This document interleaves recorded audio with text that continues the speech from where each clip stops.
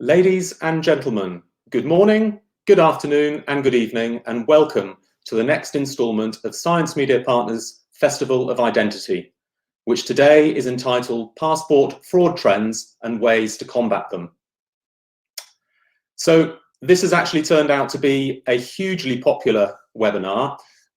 More than 700 people registered for the session, already almost 300 of you logged in. And you're coming from literally all over the world. I can see some places that's, well, looking very, very jealous at the moment. Finland and where have we got? All sorts of different places. Australia, well, you've stayed up very late, so thank you for joining us. And I can actually see lots of familiar faces as well, so welcome back to all of you. So, for those of you who haven't been to one of our events before, we're obviously very happy to have you join us. And just to let you all know that we are very much on track, I would hope, to see you all at our live identity exhibitions, if anyone can remember what that was like. And they're all starting in September with Identity Week in London. And that will be followed in October with Connect ID in Washington, DC. And I personally can't wait to get all that back up and running. So just to let you know, my name is Mark Lockie, and I'm the chairman for the event today.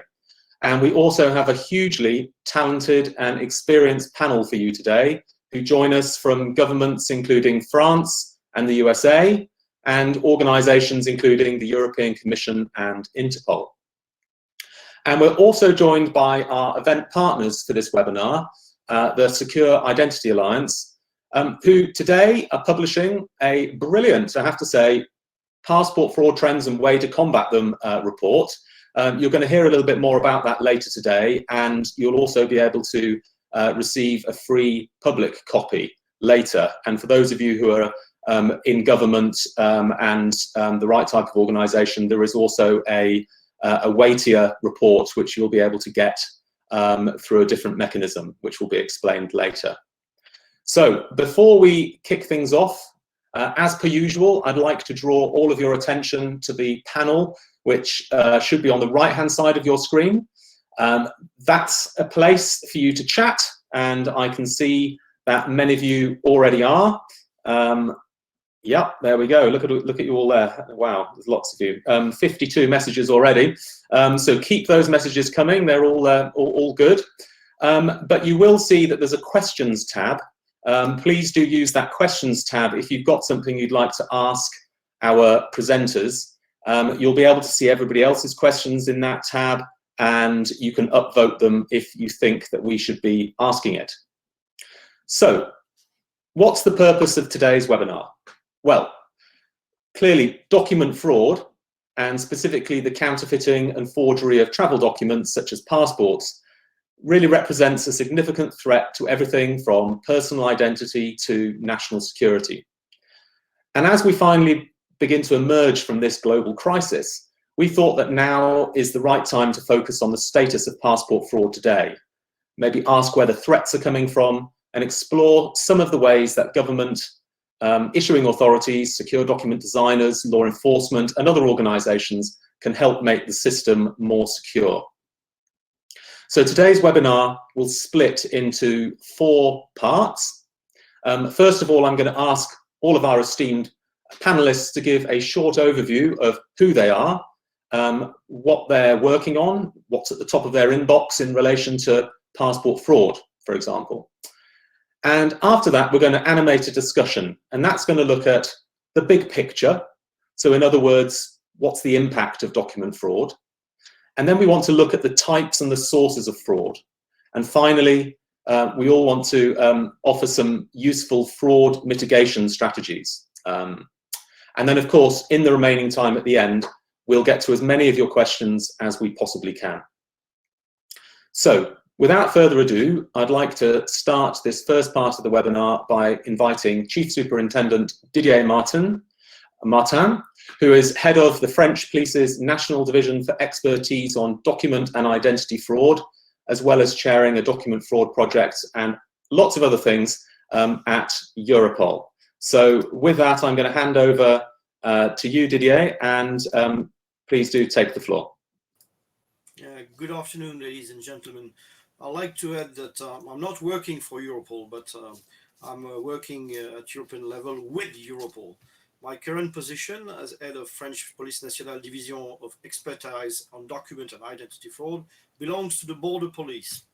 I've been working a lot in the fields for the past 30 years, but now I'm more specialized on the document fraud activities. And in Europe, we have two big law enforcement agencies that are dealing with document frauds, Europol and Frontex. I'm working with both agencies. I'm the contact point for Frontex, which is the border agency, but I'm also working with Europol, which is more focused at fighting against organized crime. And I have a lot of activities with Europol, but I have also with Frontex. And with Europol, we are currently developing a project I will hint at a bit later, a database that is aimed at profiling false documents. It's called Profile. And at French level, I'm also responsible for drafting a national strategy to fight identity fraud, both inside the Police Nationale and both at Ministry of Interior level. I must add that I'm also participating to inter-ministry action to fight against social fraud, which is currently a big issue in France. But I won't take too much time, and I'll explain a bit more later what I'm really dealing with my esteemed colleague around this in this fora. Thank you for your attention, and I'm looking forward to developing that later. Thank you so much, Didier. So next up, I am delighted to welcome Pierre Orzag, Head of Sovereign Documents at the National Agency for Secure Documents in France, or otherwise known as ANTS. So Pierre, please do introduce yourself to our viewers. Thank you very much, and welcome everybody. I'm very pleased to be here. As just been said, I belong to the French Authority for Secure Documents. We are the organization in charge of emitting the 10 million and so passports and ID cards, but also the driving license, the resident permits, the visa stickers, etc. We also design and operate the whole application systems. For instance, for passports and ID cards, we own the equipment in the city halls. We provide the maintenance for their equipment. We have a call center to help the civil servants that enroll the applicants or handle the applications. And I've been in charge of the systems for the passports and ID cards. I'm currently the head of all secure documents, including the passport, and I'm the expert for agency in terms of identity. We see ourselves as a focal point among all the actors of the passport ecosystem. We supervise the specifications and gather the goals and requirements of the enforcement organizations. We collect the requirements of the issuing authority. We build a solution with the printing office. In fact, we can't exist without the issuing authority, the enforcers, the printing office. And in terms of use cases, we are in direct or indirect relations with the industry, with the private sector and the consumers. So my role is to set up the frame where the enforcers, but also other actors, update our knowledge of frauds. We organize the information systems answers, and we try to organize the update of the passport itself. Thank you. Thank you very much, Pierre. I'm really looking forward to your insights a little later. So some of our comments are saying, yes, we do need to speak a little louder. So sorry about that. But I know that Sylvia's coming through loud and clear. So we have Sylvia Colleagues-Tuffery. Sylvia is a team leader for document security in the unit for visa and document security at the European Commission's Directorate for Migration, Mobility and Innovation. It's another one of those business cards where you have to actually double the size of it in order to fit everybody on. Sylvia has a few slides. I'm going to just bring those up here now. So Sylvia, welcome, and over to you. Well, thank you very much, Mark, for inviting me to this webinar, and hello to everyone watching us today. Well, Mark gave me this topic, and I was thinking, well, what did we actually do to combat passport fraud? And actually, I was able to fill 2 slides with what we are doing, because we have already in 2016, we have presented an action plan to strengthen the EU response to travel document fraud. And there we were basing ourselves on sort of also the TRIP strategy, which is looking at passport fraud from the start, let's say, from the breeder documents until in the end the documents are destroyed after 10 years of validity. So we looked at this in our action plan, and we identified various areas, sort of from the registration of identity, issuance of documents, document production and document control, where we identified actually several measures which could be done by different stakeholders, sort of actions for member states, actions which we could do from the Commission side, actions from the Council and the European Parliament. We are all involved in this because I think it's not only a European, it's a global problem, and therefore we identified this, and I think it was also a success because now also the Portuguese presidency from the Council will take up this action plan and look at the measures, how they are fulfilled. So what have we been doing, or what are we still doing, which is constantly looking at the new technical developments on the ICAO side, on the fraud side, together with Frontex. We have highly secure documents, and together with Frontex, we look at the tendencies, what are the new trends in fraud, which is at the moment morphing and import also a little bit later. And we, of course, look into mitigation measures to counter these trends. And I think I leave it at this at the moment. Thank you very much. Thank you, Sylvia. Really interesting to hear what you're going to say to us later, and you've certainly got a lot on your plate by the look of it. So, ladies and gentlemen, next up we have Joel Zlotnick, who is a physical scientist at the US Department of State's Counterfeit Deterrents Laboratory. Joel, thanks very much for joining us, and please do introduce yourself.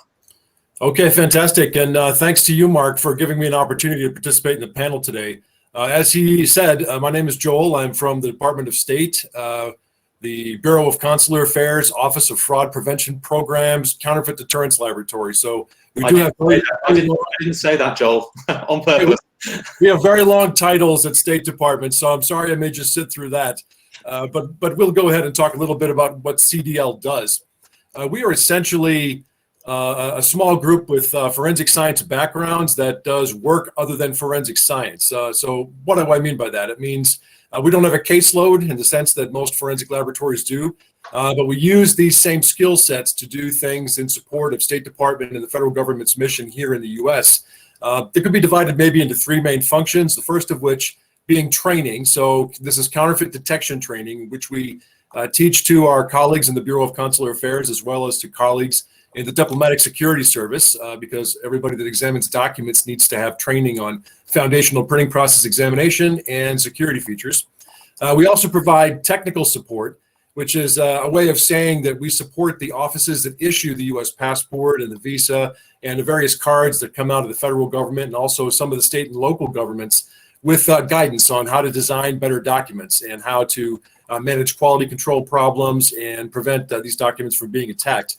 But really, what I'd like to spend a little bit more time on today is our third function, which is security printing research. Okay, so if you want to stop a passport or any other document from being attacked by counterfeiting or alteration, there's a number of different ways you can do that. Of course, we understand that certain types of printing process and certain types of artwork design styles need to be used. These are already in common usage everywhere in the world. We also understand that security features need to be implemented, right? Watermarks, color shifting ink, microprinting, holograms, and all these other common technologies that we see. And it's a very common thought to say, if we want to advance the status of document security, what we need to do is add more security features and add better security features. But by doing this, you end up with supply chain issues, you end up with manufacturing issues, you end up with the questioning the availability of technology, which is not to say that more advanced security features are a bad thing, but it is to say that every issuer can make their own decision about what's the right way to implement these. And that gets down to really what I want to get into a little bit more later today, which is how do we implement security features? This is a topic I speak about a lot, and it's very important, I believe, because it's one thing to say we're going to use a watermark, and it's quite another thing to say, what is that watermark going to look like? What are its characteristics? Where will it be placed? How will we inform document users about the presence of that feature, and how can we make it easier for them to inspect it? So those ergonomic considerations are really important. And we can talk about this in terms of any feature technology, but a little bit later today, as we progress through this panel, I'm going to use simultaneous offset as another example of a feature that can be optimized not by changing the technology by which it's implemented, but by changing how the designer incorporates that technology, right? So this is a pathway to getting better functionality out of existing technologies that are already in use by simply changing how we view them, what their roles are, and how we can get more traction out of these things. And the general conclusion will be that a really well-designed document can be far more effective at resisting both counterfeiting and alteration than a poorly designed document, even though the two examples might contain the very same exact security feature and printing technologies. So I'll leave it right there, and we'll pick that up a little bit later as we talk a little bit more about the importance of security design. Thank you. That's a brilliant introduction, Joel, and really looking forward to that presentation later. So thank you for that. So now we have Malik Alibegovic, who, I hope I said that right. Yes, absolutely. Oh, great. Who is a forensic analyst at Interpol's Counterfeit Currency and Security Documents branch. So Malik, we're delighted. Thank you very much for joining us. I can ask you to introduce yourself, but I know that you also have some slides, which I'm going to just bring up here. So over to you, Malik. Thank you. Thank you very much. Thank you, Mark. Greetings from Lyon. It's a big challenge for a discreet person like myself to introduce to a very fine community like you are. So I'll just get on with it, and I apologize if I'm a little bit vague telling you what we do. But I started working at Interpol as a forensic analyst in 2005, and a lot has changed since. For example, the shirt I was wearing in that photo taken at the time doesn't fit me anymore. But on the serious side, the documentary fraud landscape has changed significantly. The fraud evolved, and criminal entities have taken advantage of the internet and managed to further globalize the threat. On the other hand, importantly, travel and identity documents evolved, got better. The law enforcement and forensic tools that we use have also evolved. It is a well-known fact that forged, counterfeit, and other fraudulent passports facilitate a wide range of crimes and terrorism, and Interpol is perhaps best known for its tools and efforts to focus on identifying, locating, and bringing fugitives, those that are subject of red notice, to face justice. My colleagues and I get much motivation and pride from knowing that our, no matter how small at times, contribution to the ongoing investigations ultimately makes a difference. Rarely, but sometimes I also have an opportunity to support my colleagues who conduct multinational operations in the field. These operations not only target the perpetrators of crimes, but often focus on saving the victims of crime, like these children suffering the effects of bonded labor on a cocoa plantation in West Africa. I have this picture here in my office, and to me, it is a powerful reminder of UNICEF's estimate that a quarter of all children born every year, currently it's some 116 million, I believe, have no access to a birth certificate. Documenting those individuals should be a major concern to all of us. Interpol has 194 member countries, and working with colleagues from across the world is probably the biggest privilege of my job. I meet most of my colleagues during capacity building activities, when we have a chance to learn from each other the techniques, tools, the experiences, sometimes common frustrations. My colleagues at the Counterfeit Currency and Security Documents branch, and I have had many opportunities to deliver these train-the-trainer activities in partnership with the private and governmental companies, and I have personally relied many times on good corporate citizenship and a goodwill by so many of you from the security, printing, and related industries. Sometimes by receiving an in-depth briefing on raw materials, the processes, and sometimes information on suspicious inquiries received from different entities. And indeed, one enduring concern of mine is the availability of technologies and materials to organize criminal entities, and disrupting these criminal supply chains is one of my priorities. I know that we are in this fight together, and I look forward to working with you all. Thank you. Well, thank you ever so much, Malik. That's fantastic.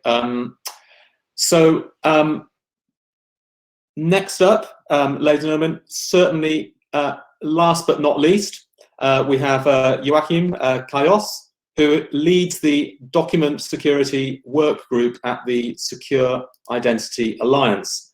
I must give my personal thanks to him.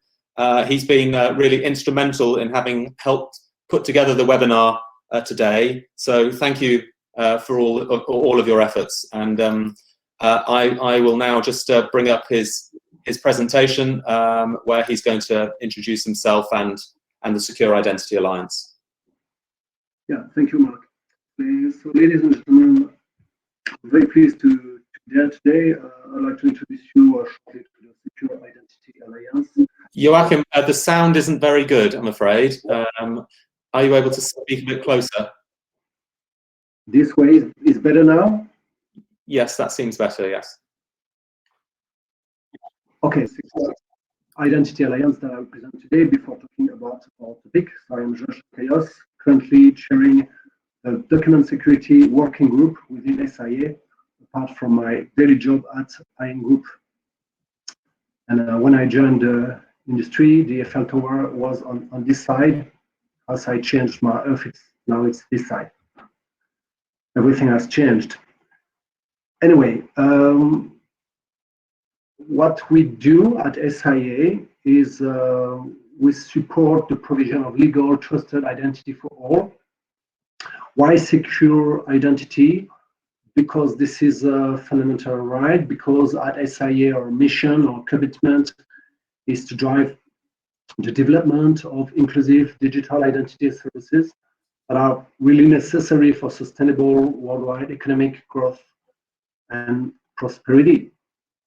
The way we do that is really through several actions. The first of our three key pillars is advocacy. We really believe in the collaboration between public, private sectors and NGOs, people around this virtual table today. We also support, in particular, the Charter of Fundamental Rights of the European Union and the goals of the United Nations 2013 Agenda for Sustainable Development. Third, we believe in open standards. Some of you probably already heard and know the OSIA initiative. I'll say a word about that. And fourth, all our members are committed to a strict code of conduct. We remind this as at the beginning of our internal meetings.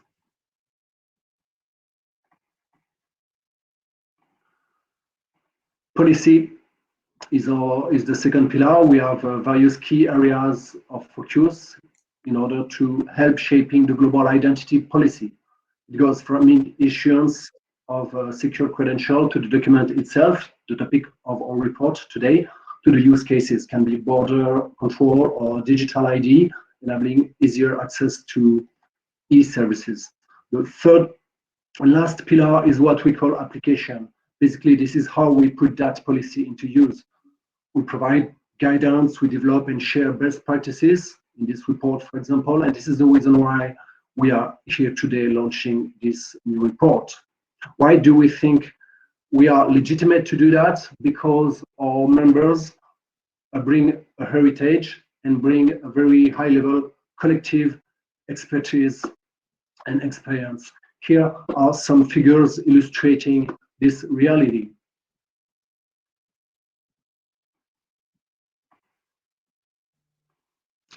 And in the SIA community, we have the opportunity to talk with many skilled persons. In particular, for this report on passports, I could work with people from IDEMIA, from Thales, or founding members, from my own group, my company, Enviridos, from CST, Crime Science Technology, and OSD. We also benefited, luckily, from insights and experience brought by people like Mr. Frank Smith, that I would like to personally thank. Frank is a former Deputy Director for the UK Home Office. Thank you, Frank, for your support. Very nice experience for all of us. And last, finally, our groups. Our groups actually working to realize the mission and the vision set by the Board of Secure Identity Alliance. At the end of the webinar, I will talk about what the Document Security Work Group is preparing for 2021 and next year. Talking about me now, very shortly, I joined IN Group company five ago as product manager for ID and travel documents with focus on passports. And as part of my daily job, I develop contacts with experts like people around the virtual table to really understand the issues with secure documents, typically fraud observed in the field. I also follow the market trends, and I can publish insights on what's going on, typically with polycarbonate rays.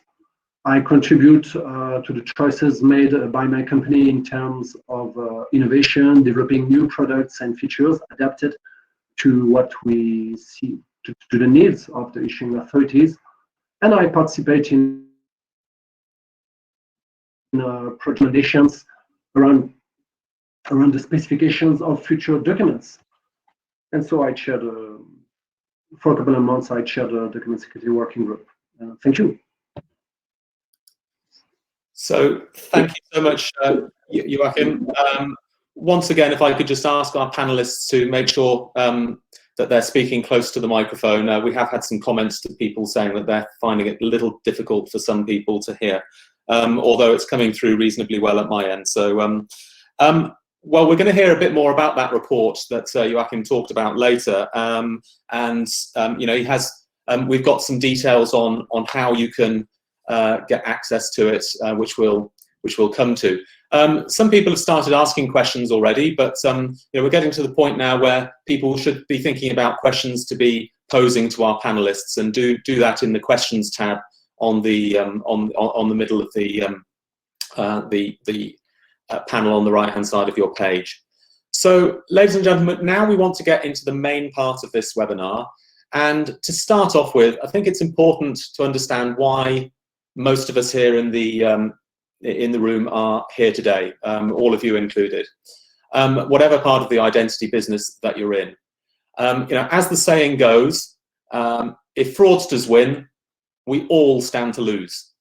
And so therefore it's the end goal for states to provide citizens with a reliable means to identify themselves, and also to prevent potential bad actors from using secure credentials as an enabler to commit offences.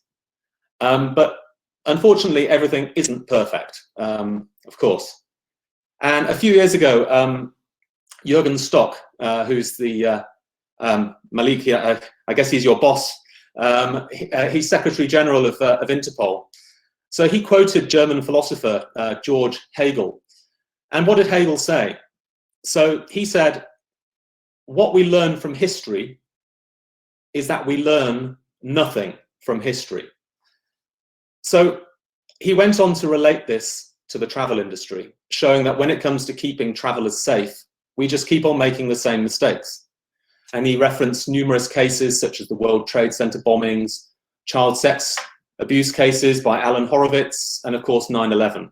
And in all of those cases, the crimes were enabled through the use of stolen or fake passports. And time and again, Stock said, criminals, terrorists, fugitives relied on stolen and lost travel documents, and yet not enough is being done. So that was a few years ago, and I'm hoping that, you know, that through some of the many initiatives around the world, of which we're going to hear about some today, we can start to turn that tide. But of course, terrorism is only one area, albeit very impactful, where forged, counterfeit, or fake documents can be used as an enabler of crime and fraud.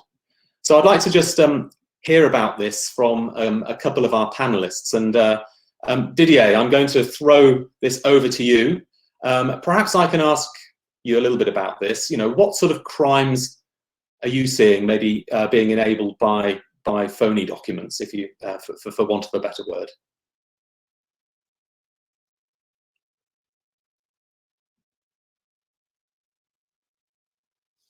Sorry, Didier, have we got you? Oh, yeah. You're on mute, Didier, so just need to unmute your microphone.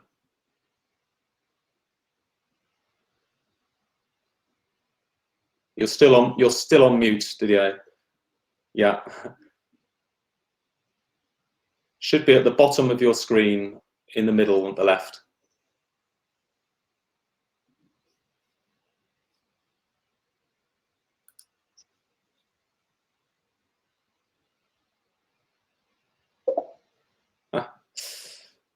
I'm not sure what's happened with Didier.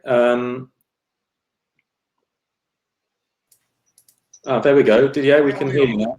Yeah, I wasn't able to unmute.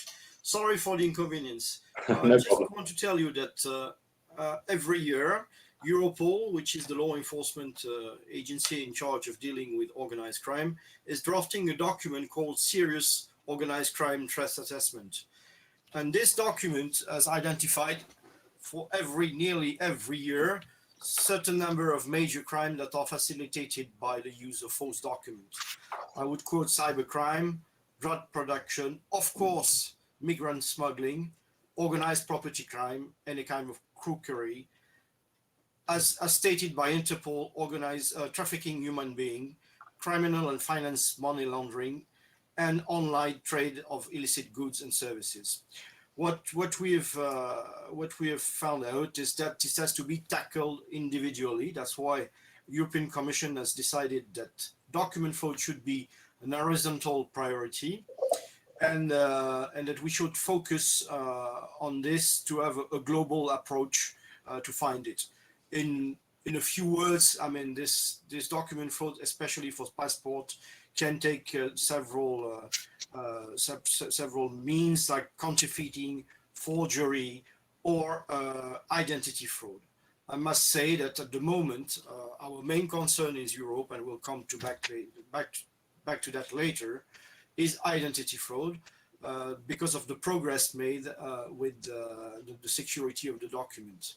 But honestly, at my level, my main concern, beside terrorism, which is the security of our external border, one key issue, our main problem is illegal immigration that is using massively false document at the moment. I think Sylvia could tell you more about that, because she's specifically focused on that issue. Yes, thank you very much. Indeed, In the SOCTA report of 2017, it was actually identified that document fraud is the key criminal activity linked to migration. And therefore, well, which is understandable because sometimes, smugglers have to provide documents, and it's the only mean of refugees or asylum seekers, especially from Syria, to enter other countries, and they pay high prices for this. And well, of course, we have taken measures to combat this. But from their perspective, it's really understandable because they flee crisis regions. But as already said by Didier, we have such high quality documents meanwhile that the only possibility is at the moment to do identity fraud. And identity fraud can be used to enter and move within the EU, but also to obtain a legalized residence status, which we have to think about. And the main modus operandi is at the moment, the use of authentic EU documents. And we have observed that there are lookalikes and morphed pictures used in the application process as well, so that those documents can be used by fraudsters. But we come to this a bit later, but I fully agree with Didier that this is really very much used in the migration context.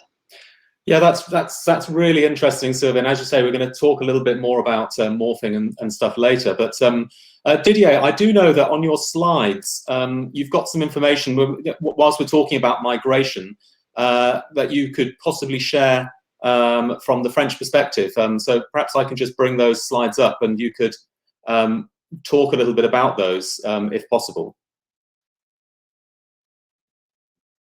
Current situation, it's not a surprise for people living in Europe, but some people outside Europe might not be really aware of the routes. But the main routes are coming from Turkey via the Western Balkan.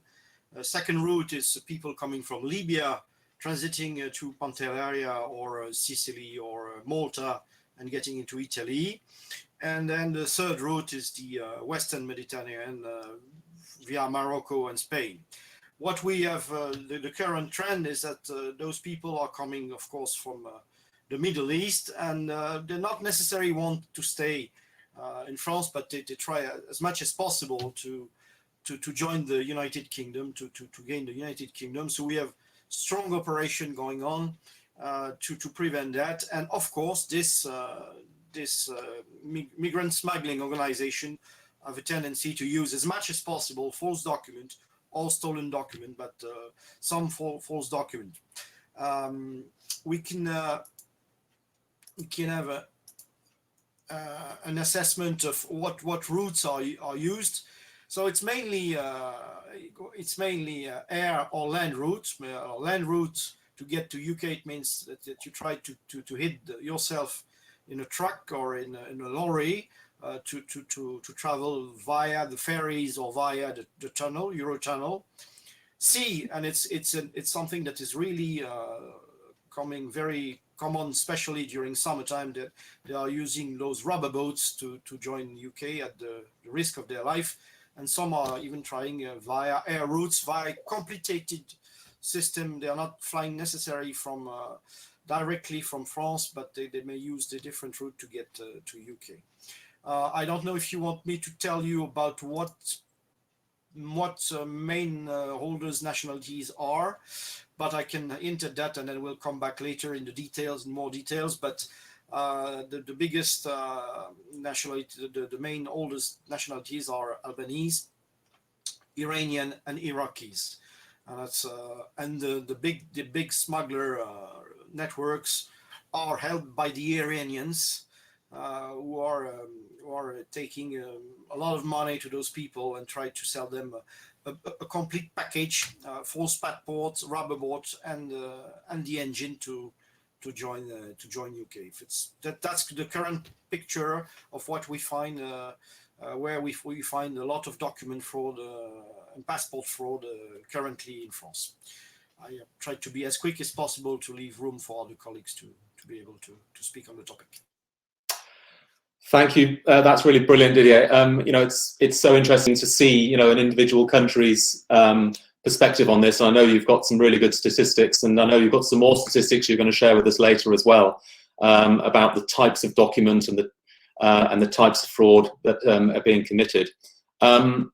So I think overall, clearly we've heard about migration, terrorism. We've heard about different ways that documents are being instrumental as enabling all sorts of malevolent activity.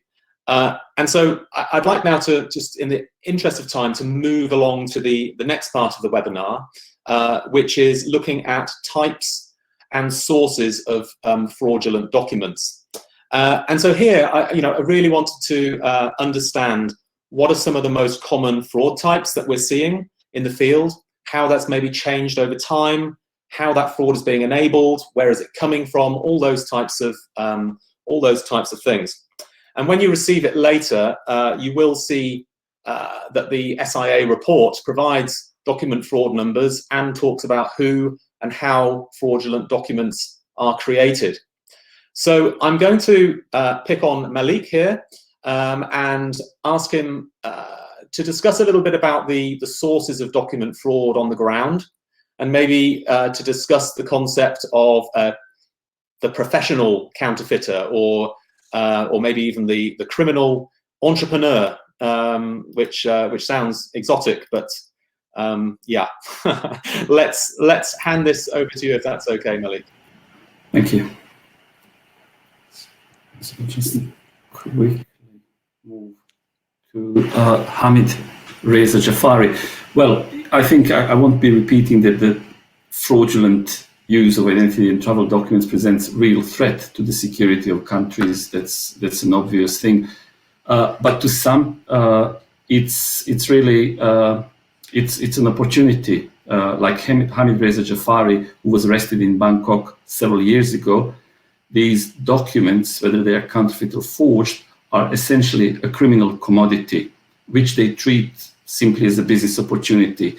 Behind Hamid Reza Jafari, you can see dozens of counterfeit Spanish passports, and he was supplying them to people from all walks of life, illegal migrants, terrorists, criminals, refugees, you name it, starting from about $1,500 and above. So I'm using this example only as an illustration because similar enterprises have existed and exist in Abuja, Accra, Athens, Ankara, Brussels, to name a few in alphabetical order. Almost exclusively the main motivation is essentially profit. They either produce counterfeit documents, like in the background as illustrated, or use hundreds, many more, but individual workshops, individual criminal enterprises use hundreds of stolen, sometimes hired, sometimes purchased genuine documents to produce forgeries. What is worrying is that often these criminal enterprises are equipped with, sometimes with relatively rudimentary equipment, but sometimes with surprisingly advanced technology, making counterfeit security features very difficult to distinguish from genuine. However, their products get the biggest boost in terms of deceptiveness through utilization of industrially manufactured counterfeit components and specialist materials. Most prevalent, like in this is one of many adverts, so many countries are affected, many organizations are affected, but particularly holographic laminates.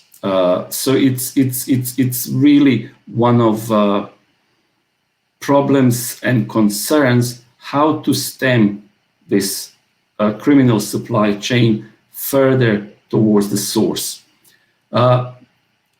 source often is through different online trading platforms typically originating from China.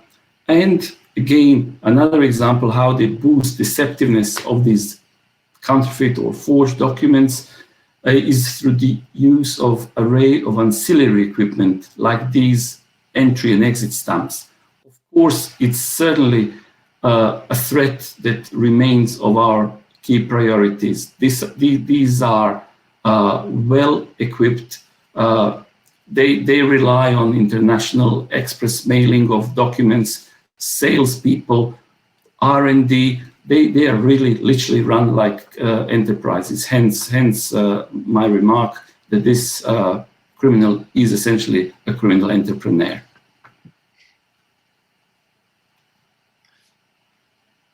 Perfect. So that's great, and I know we've got some more slides later to discuss, but let's just move on. And Didier, I'd like to turn to you again, since I think it's a good moment to share some of the good information that you've got on, exactly who's using these documents, the trends over time, and what sort of falsified documents are actually being used.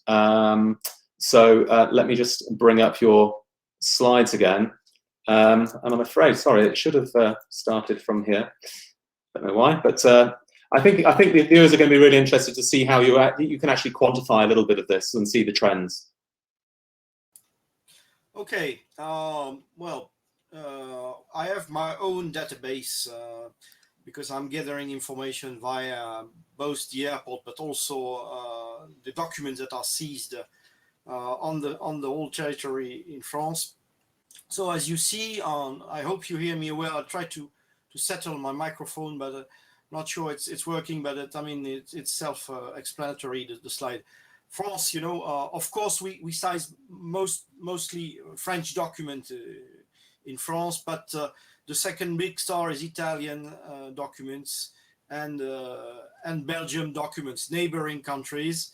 Italia, because for a long time it has been very, very easy to counterfeit the Italian ID. Nationality and type of false document. We have next one. Sorry. Again, that same type of data. I'm not going to be too long on this one. And the top 10 documents of the holders are coming from Albanian. What you should consider as Albanian is very near to Europe. It's very easy to move from Albania to the Western Balkan and then inside Europe. And there is a kind of, let's say, business of Albanian being caught in France or elsewhere and being paid back to go back to Albania. So there's a lot of this things happening currently. We have people coming from Iran, Turkey, Algeria, Mali, Democratic Republic of Congo, Guinea, Morocco, Ivory Coast, and Syria. So those are the main holders of the document. The nationality of false document, again, it's normal that we catch in France more French documents, especially if the people wants to stay in France. It's the case for Algerian, Moroccan, or some Tunisian, but also, again, the nationality, they are using a lot of Italian documents, Greek documents, Romanian documents, and then a series of other documents, but less prominent. What kind of document and what is the type of false we have for the recent year? As you see, my concern is the figure you would see here. I don't know if you can see my arrow, but it's fraudulently obtained French documents, which is constantly raising. But we still have a certain number of counterfeited documents. Not that much passports since we introduced the biometric one. And of course, fraudulently obtained and imposters using stolen document and still forged document. But in France, it's quite explainable that we seized more French documents. We have also again Italia and Belgium that are big customers for us, and at the moment, what I see in my expert reports, a lot of forged document coming from Greece and Romania. This is this month's really tendency. Bulgaria, Romania. We have for the past 2 or 3 months a lot. It doesn't appear in this, but we have serious cases of forged document coming from Romania, Bulgaria.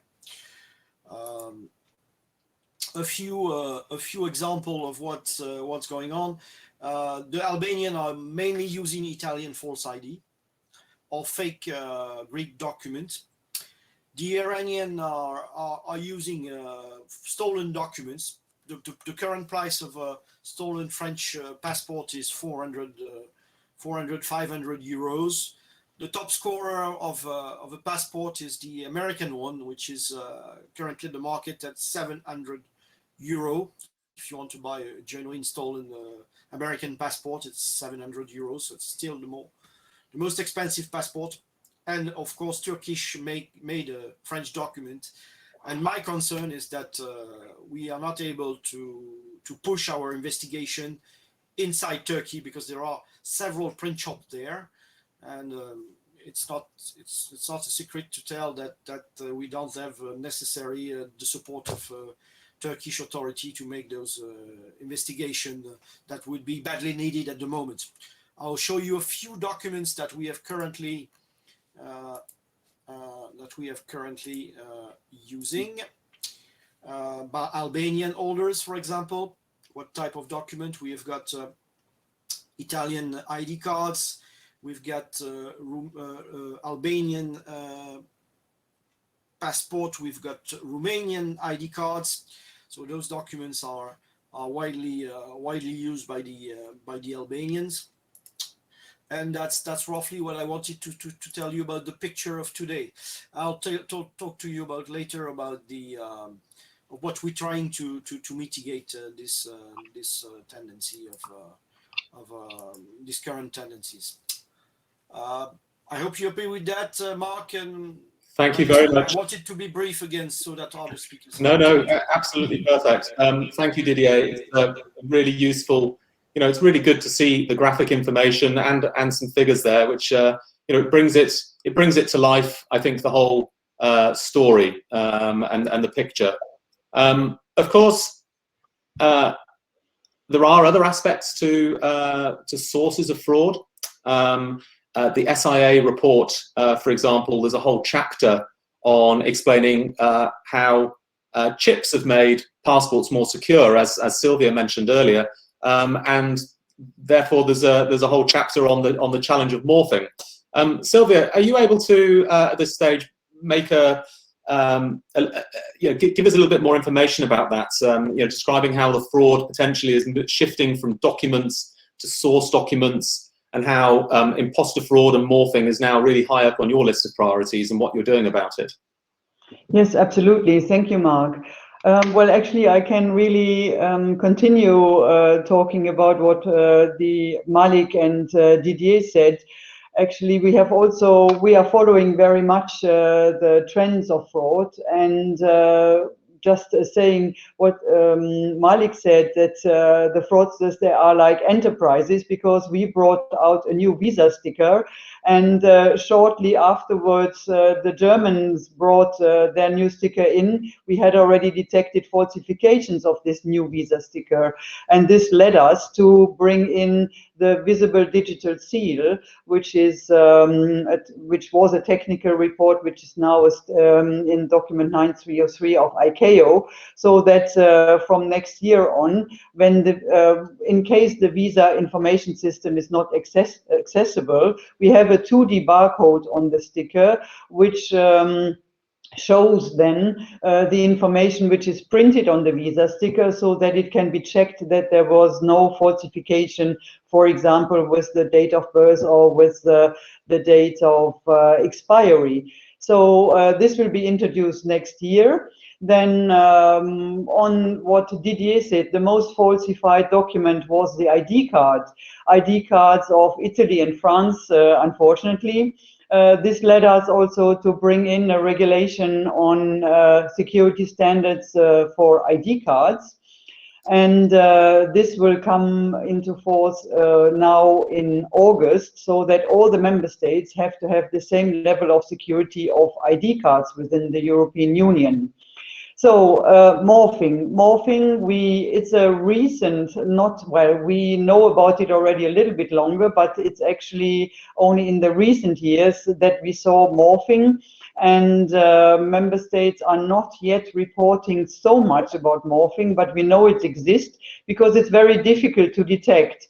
And this is why we recommend it also to member states, which is unfortunately not in our competence to make it mandatory, that member states do live enrollment of pictures so that they are aware that it's only one person there where the picture is taken from, and they can do taking the picture in a controlled environment. This is one of the mitigations of morphing which we have identified. And yeah, imposters we still have, and I think there we can do a lot of training. I think we have to do a lot of training, because that's not an easy way to detect for our border guards. Thank you. Brilliant. So thank you, Sylvia. And you know, you've got a lot on your plate, so good luck with all of your activities there. And thank you. So of course, you know, document security is really closely linked with you know, the overall document issuing scheme, which has got lots of challenges, and you know, we have new problems that have emerged as we enter this sort of more digital world that we're in. For example, when documents are being verified remotely rather than in person, and how that type of thing happens. Pierre, haven't heard from you for a while, so I'd like to bring you in here. How do issuing authorities such as ANTS face all these types of challenges? Enrollment fraud, document fraud, issues such as remote verification of documents. And I realize this is a very big question, but I know when we spoke earlier, you had a message that you wanted to bring around taking this kind of holistic approach to security. Yes, thank you very much. In fact, it's quite interesting because there are a lot of questions who already are circulating over this question of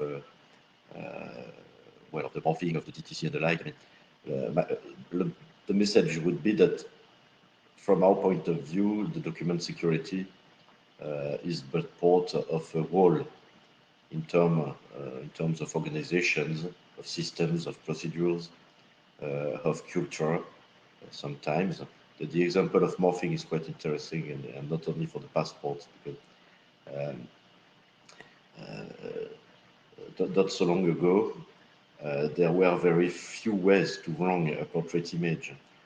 I don't know if everybody has knowledge. It was 11 years ago, the young man who changed his face during the flight in a plane between, I think it was towards Canada.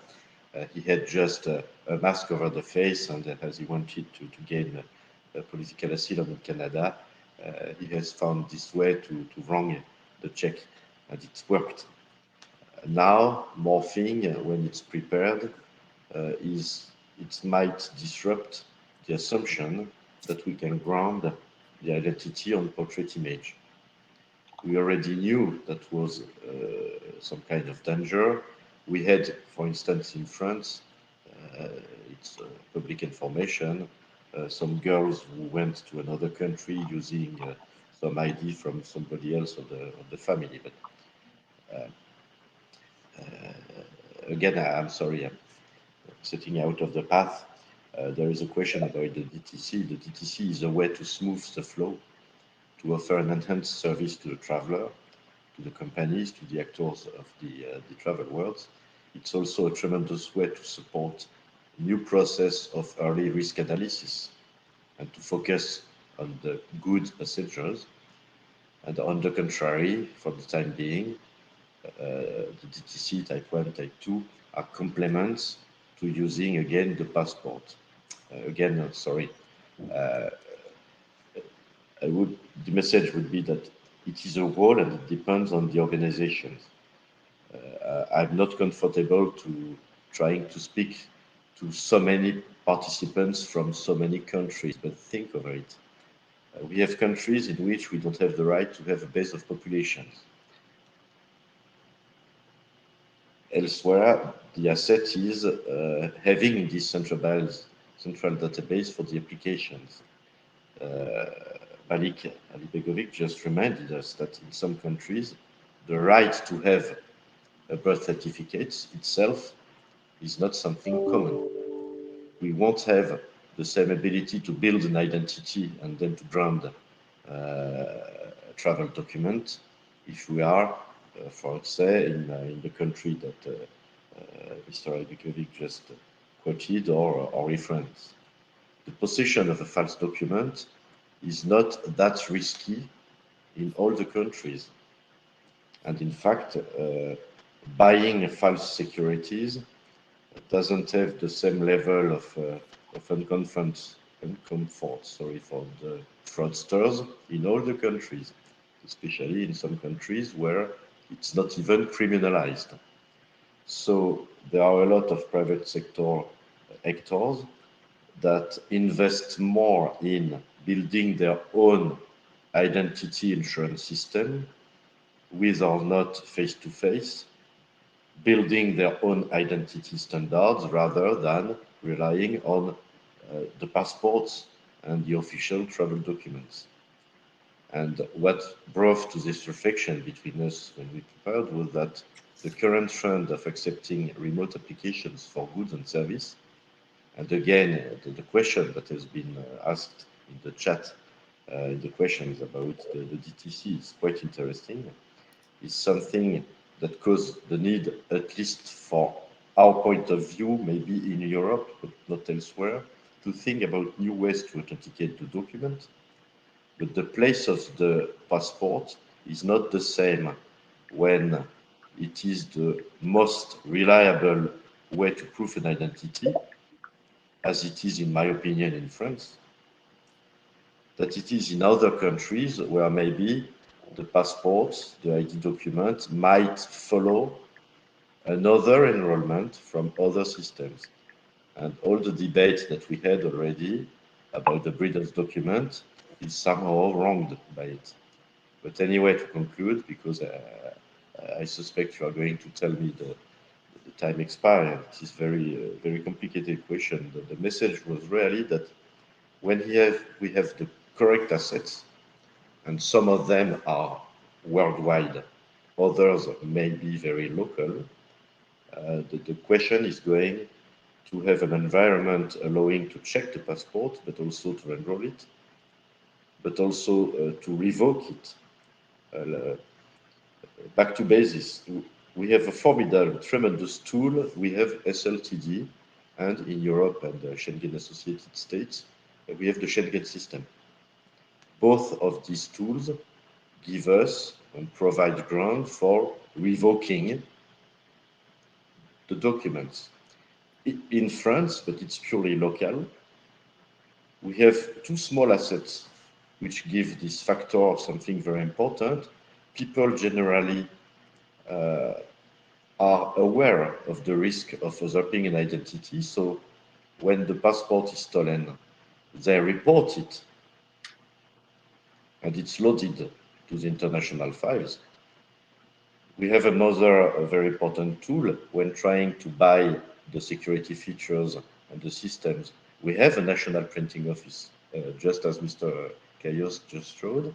We have a strong industry support, but in other countries, it would be very difficult. And I would put it the other way. We need to protect the document number and the nationality, also because we have that list of revocation that is SLTD.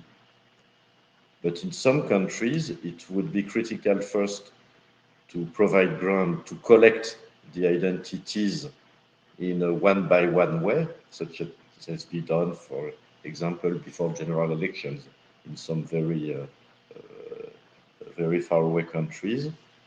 And anyway, if we don't have some kind of organization and procedures that help having the passport being completed by the organization, adjournment, for instance, as in France, for instance, but it's not the case elsewhere, we have several generations of civil registries which has been maintained correctly. And generally, a first application is an application on behalf of a child, who is presented by parents who are known in the systems and who can present documented IDs. It's not the case elsewhere. We have the chance, when we renew a document, to check the fingerprints against the previous application. Some very advanced states has a database for it. Others can't even use it.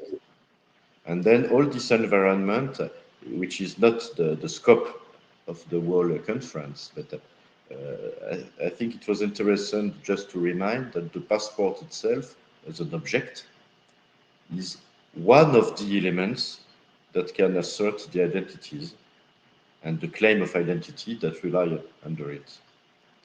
I hope that was not too confused for everybody, but the message was really that the authenticity of the passport is only a part of the global concept of identity. It must be completed by the tools, by the information system, and especially it depends on the countries, on the population, and on the risk that somebody takes to use a false passport. Thank you, Pierre. I think that's really, You're welcome. It brings together that whole holistic approach is absolutely key, to all the different parts actually, but specifically, as you say, to those different parts of the identity system that go together to make up the whole system architecture. So, ladies and gentlemen, I think this brings us quite neatly to the next part of the webinar, which is to look at mitigation strategies. I keep on referring to the Secure Identity Alliance report, and that's because it's so good. And it has a lot of information on countermeasures against counterfeits and forgeries. So I hope you enjoy reading that later. Now, I am very conscious that certainly on my screen, top left, Joel Zlotnick has been patiently waiting to make his remarks. He's, as I say, coming from the Department of State, he's an inspirational document expert and always looking to push the boundaries in what can be achieved through effective design. So, Joel, can I ask you to comment on what was said earlier, maybe, about the on the webinar about how documents can be used to resist digital workflows? And then, as I know, you've got some slides prepared discussing that one particular security feature that's capable of so much more than perhaps it's already being used as. So, over to you, Joel. Okay, fantastic. Thank you, Mark. As we move on to talk about design and the importance of design in security printing and resisting counterfeiting and alteration, I'm going to touch on a couple of questions that were already presented in the chat from Mr. Jose Manuel Rodriguez Jimenez about correct tools and how documents are inspected by people that aren't familiar with the design, right? And also from Ashley Curran about 2D security features, or security features that rather survive in 2D environments like scans and photocopies, because these things are actually the same thing. It has to do with the inspectability of not just security feature technologies, but how the ergonomics of the document users are supported. So how can we help document users find a feature? How can we help them identify that a feature is present? There are certain features like simultaneous offset, and also like microprinting, where these things are not always obvious to, their presence isn't always obvious to everyone that's looking at a document, especially for people that aren't familiar with the design. So let's move forward and talk a little bit about ergonomics, which relates to design. And if we can get the slides up, Mark, then yeah, we'll talk about simultaneous offset. And I want to emphasize that this is not a slide deck that's actually about simultaneous offset technology. This is just an example about how we can look at a particular security feature technology and take the capabilities that are required for implementing in a document, whether that's a raw material or whether it's a particular type of press capability, or it's a manufacturing process maybe that only genuine issuers have, that counterfeiters don't have access to, and ask how we can combine the capabilities of the genuine manufacturer together to produce something that's not just easy to inspect and easy for document users to locate, but also is simultaneously difficult to simulate because it combines elements of more than one security feature together in a composite, right? So let's take a look at this. I'll move on to the next slide. And this is what simultaneous offset is. If it's a basic example of this particular feature, you've seen this before in banknotes. It's very common in passports as well. Essentially, simultaneous offset is when you have the front and back images on the substrate applied together in a single printing step. This is also called see-through register. It's also called transparent register. It's also called front-to-back register. And the key thing to understand about this on a mechanical level is that in the commercial printing world, there's very little demand for a capability like this. So the only types of presses that are manufactured that do this are intended for security printing work. So in this way, the feature intends to create a barrier in between the kind of equipment that's used by genuine issuers and the kind of lesser equipment or limited equipment that's used by counterfeiters. So we cannot stop counterfeiting entirely and completely, but what we can do is make counterfeiting difficult, and we can suppress the quality of the counterfeits that are produced using equipment that is not the same kind of equipment as is required for the genuine document production process, okay? That's a big mouthful, and it's a little bit of background about the feature, but if you take a look at the simultaneous offset feature on the slide, you have on the left side a front image, you have on the right side a back image, and these are sort of complementary with one another in the sense that the back image inside the circle looks like a mirror image or a reverse image of the front. And so if you hold this feature up to a light, you see both the front and back at the same time. Okay, and that's a very simple way to look at this. And I would ask, how are you going to describe this effect to document users? If you're an issuer and you put this feature into a passport, what are you going to write in the training brochure that explains to your user how this feature actually works? What do they see? Okay, and I might say, well, let's start with the front image and say, how do we know, as a document user that's never seen this document before, how do we know that there's a simultaneous offset feature there? And I would answer, well, it's because the icon looks half finished. Okay, there's white space in there. It looks like it's incomplete. And that should hopefully signal to a document user that this kind of feature is present. Do all simultaneous offset designs contain this? No. Is it possible to incorporate a feature like this, larger than just a small area of 2 centimeters a circle like you see here? These are all open, good questions. So look here at the artwork and at the number of plates. You could say we can characterize this feature as having a blue and orange plate on the front and also a blue and orange plate on the back. So it's multiple printing plates on each side, and that impacts the workflows of traditional counterfeiters, which have to register the images not only on the front and back, but also multiple plates on each side, which is different from the counterfeiting workflow of a digital counterfeiter, which would be able to simulate the presence of both of these colors on the front and back in a single printing step, right? So there's a lot of detail, a lot of questions that one can ask about how this is going to engage. So I have broken this down into maybe 4 different possible visual effects, because we can categorize simultaneous offset features like this according to what's required of the press operator and the genuine issuer to manufacture this. And we could also ask, what is the visual effect that we're expecting the document user to see? So on the one hand, we can look at it as a press capability, and on the other hand, we can ask, what are we telling the document user to look for and look at? Are they looking for registration actually between plates, or are they looking for some other kind of visual effect? And for this example, I might say they're looking for the completion of that image, for that circle in the center of the design to fill in, okay? Let's look at another couple of examples about this too, looking now not just at the plates, but at the visual effect of what you're seeing, right? Here's another example of a see-through register feature or a simultaneous offset feature. Again, in reflected light, you would be seeing just the front image, but when you hold it up to a light, the back image makes the front image disappear, right? So is this an image appearance or is it a disappearance? And how do we communicate this effect? And how has the designer used the artwork in this offset art to create this effect? And then I would ask a question, if we can consider maybe this prior example, which was image completion, and now return again to this image disappearance. Why does the designer have to pick between these? And isn't it possible to use both effects in different part of the same document, right? It becomes a question of real estate. It becomes a question of whether there's enough space on a banknote or a passport page or a birth record or whatever have you. But because this is a design feature, we don't have to choose between visual effects, right? Let's take a look at another example.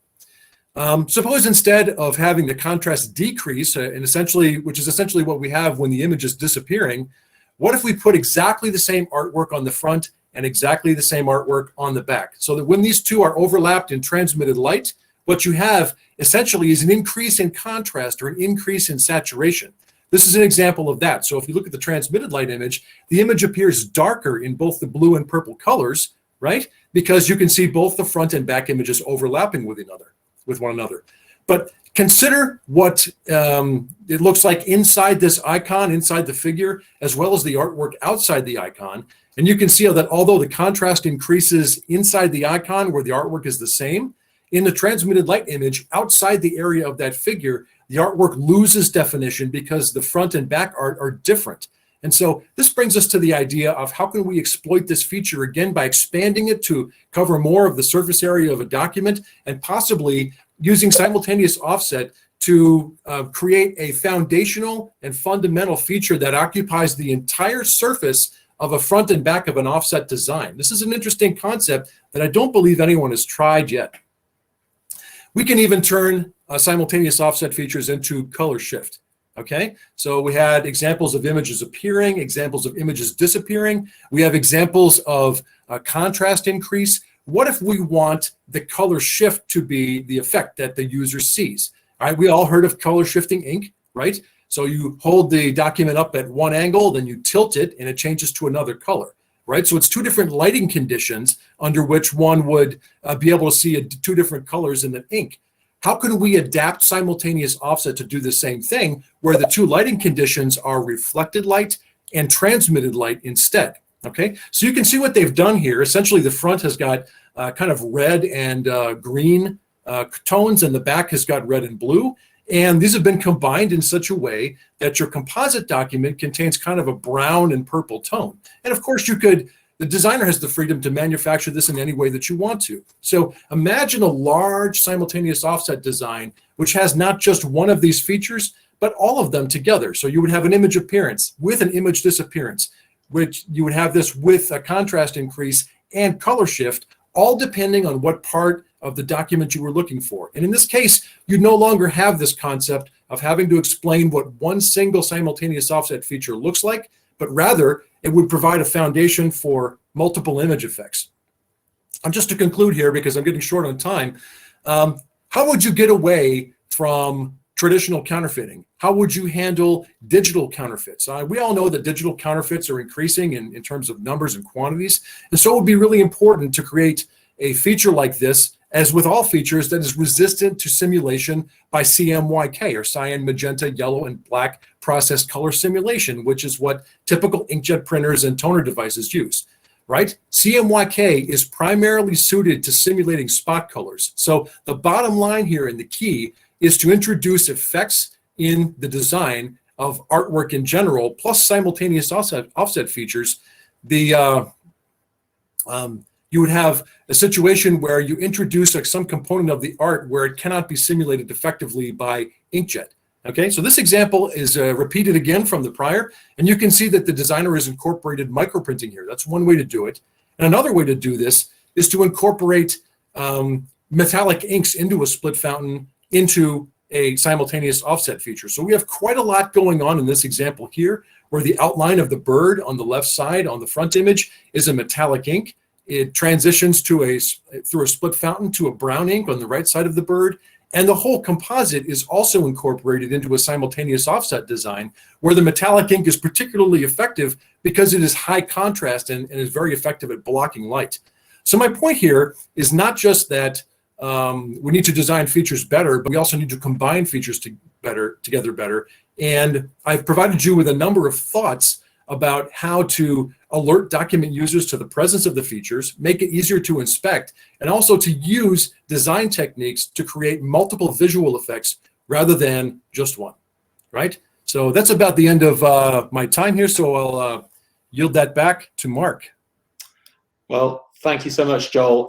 I can see that if you head over to the chat, it's generating quite a discussion there. So you might want to weigh in on some of those things. But you know, the next thing I'd like to just carry on though while you're doing that, and perhaps I could bring in Pierre again. Pierre, are you with us still? When it comes to document design, I know that you have a sort of, again, thoughts on a sort of a more holistic and organized approach. So from that perspective, you know, what sort of things do you sort of take into account when you're designing a document, sort of holistically speaking? Hello. Yeah, we can hear you. Thank you very much. I've seen some comments in the chat about the microphones. I don't know if I was. Well, I hope everybody. You're coming through loud. You're coming through fine here. It's loud for you. Okay, thank you very much, Joshua. Again, we had an organized approach. That again, the idea of setting up the main criteria when talking to so many people and organizations, because all organizations don't have the same interest and the same point of view. Mainly, and I offer this as a contribution, as a point of view. We know that there is a balance between the securities. We know there are questions of resilience of the issuance chain. We have matters about duration aspects. When we first prepared this intervention, we were thinking about the concerns of security, ergonomy for all end users, and which is not the case for all security documents, the duration, the cost, the continuity, the cost, again, and maybe the robustness. Now, for a given environment, such as ours, and maybe the priority and the criteria are not going to be the same for all the documents. In our case, in France, there are some ways to check a French document in France, and there are maybe other threats than the false document. By comparison with other documents, I would rather say, and it is not an official statement, the duration, the ergonomy for civil authority, the performance of the RFID reading while crossing the gates, the aesthetics, the ergonomy for enforcers, the securities, which is not the ergonomy for the enforcers, the readability for the end users, the robustness, the cost continuity, and the cost. But again, it is not an official statement, and that would not be the same priorities for passport, ID card, driving license, resident permit, and the like. Talking about this question of ergonomy for civil authority versus ergonomy for enforcers, there is something very important which has been written down in your excellent report, and which has been explained by Joël. If you have too much securities which are peeling between them, it's going to be very difficult to check it. So now I'll take it in my point of view for a recent document. Really, I would be humbled. I can't speak generally about the main criteria, but for us, we had a balance to find because we allow photocopies of the passport for some national purposes. I remember during the discussion of the technical report portrait quality, some countries wanted to have any security feature removed from the portrait image if it would cause interferences with tools of automatic facial recognition. We are not in the same paradigm. Another point, the use case about the children abductions, hence the necessity to have several addresses and to gain place for the signature of the parents. So we have an area that we need to protect that other countries don't need to address this way. So anyway, I think we may have the same categories of criteria, the calls, the threats, cause a multiplicity between all of us. So basically, we want to embed all together an identity, a portrait image, an expiry date, and a document number. And we would like to have it clearly originated from a state. A way to make certain it comes from a state are signs, symbols, and the like. I won't quote specific securities. That allows to see it is neither forged documents and not an altered one. The chip, you see, we have on the chat some questions about the chip and the RFID. Answers all, but not for everybody. You need to have access to it. Basically, as written in the report, it should be a mix of technologies. It balances between simplicity to use and complexity to replicate. The securities should not be piled. They might mutually reinforce. For instance, the MLI is a good way to have the alternate secondary image. Then it might be a way to pair the two sides of the document. The see-through elements can be used to pair the both sides and to match them between and to answer specific threats such as the sewing threads, the hinge, and the like.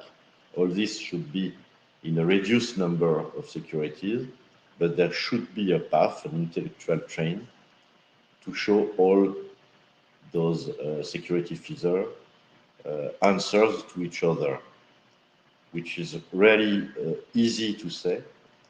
And as we all know, sometimes we just don't know how to do it. So there is this way to check the document is authentic, not altered, and then there is the criteria of readability for the end users.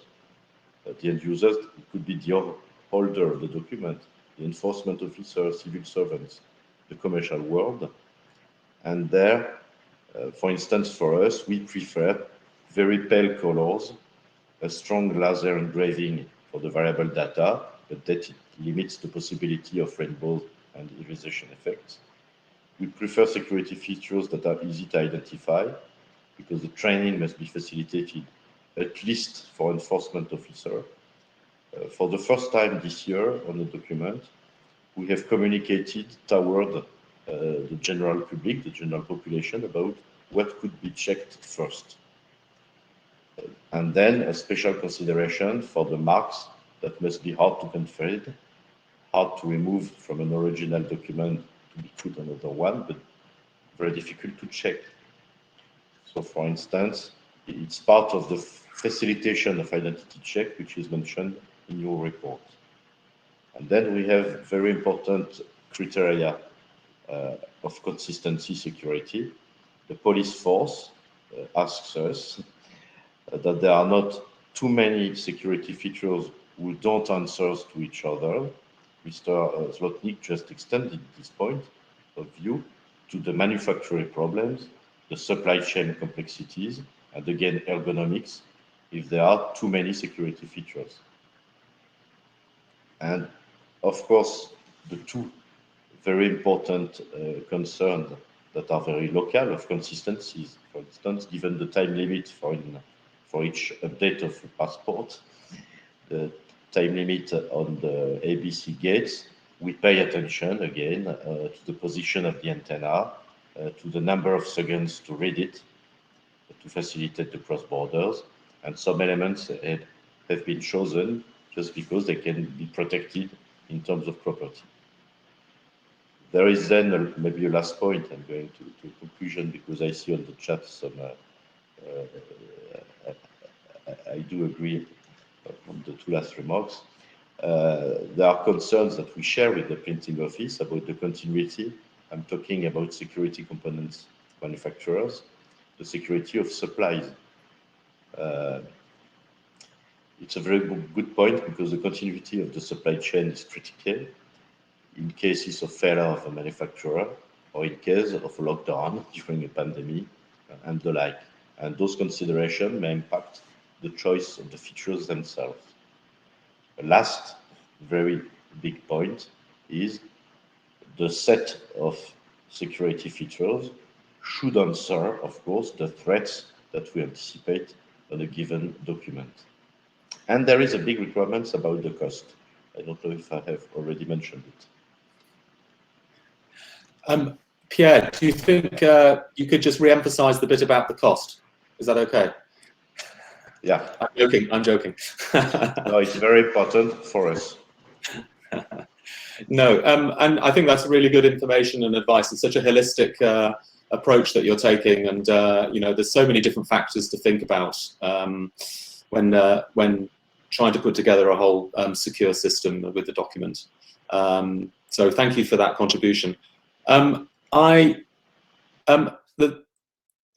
very last part of this section, I want to bring Didier and Malik to discuss just a couple of, if you could just do this quickly, gentlemen, because we are running out of time. A couple of things about the some of the projects and the programs that they've got in place that you know can help to mitigate fraud on passports, and the importance of things like international collaboration and things like that. So I think Didier, shall I ask you to go first? Just let me bring up your slides here. So very sorry, the system seems to have, but there you are. That's nice. Okay, I'll try to be as brief as possible.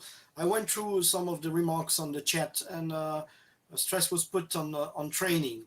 Of course, even if we have well-trained border guards, a lot of documents are issued by the 192 member of Interpol, and we have to give tools for our officers to make a quick check at the border, and in the future also on their mobile device in the street. So we are currently testing a new software called Fields, which enables the border guard to check the main security feature he has to check when he's getting a foreign document, a foreign passport.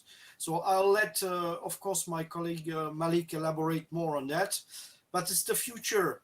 Don't expect every police officer, everyone to be a specialist. Give him tool so he has the right means to make his job properly, and do it fast, because as you know we have problem with flows at the airports. So we need to do it fast, so that when you put the passport in the reader, immediately you've got on your screen what are the security features which are needed. So this is actually developed both by Frontex and Interpol, and this will be available through Interpol for all member states of Interpol in the coming years.